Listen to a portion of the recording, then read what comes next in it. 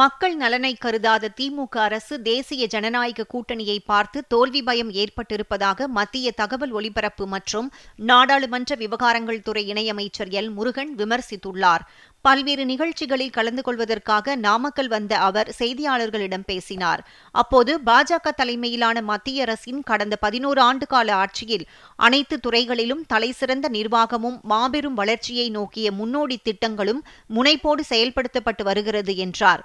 India வல்லரசாக வேண்டும் என்ற உன்னத நோக்கத்தின் அடிப்படையில் மகளிர், இளைஞர், விவசாயிகள், ஏழை எளிய மக்களின் மேம்பாட்டுக்காக பிரதமர் நரேந்திர மோடி செயலாற்றி வருவதாகவும் குறிப்பிட்டார்.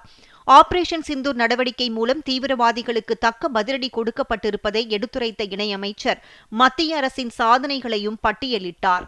ஸ்மார்ட் சிட்டி, ஜல்ஜீவன் திட்டம், மாதந்தோறும் குடும்ப அட்டைதாரர்களுக்கு 5 கிலோ இலவச அரிசி உள்ளிட்ட மத்திய அரசின் திட்டங்களை திமுக அரசு ஸ்டிக்கர் ஒட்டி தங்கள் திட்டம் போல் முன்னிலைப்படுத்துவதாகவும் இணையமைச்சர் எல் முருகன் குற்றம் சாட்டினார்.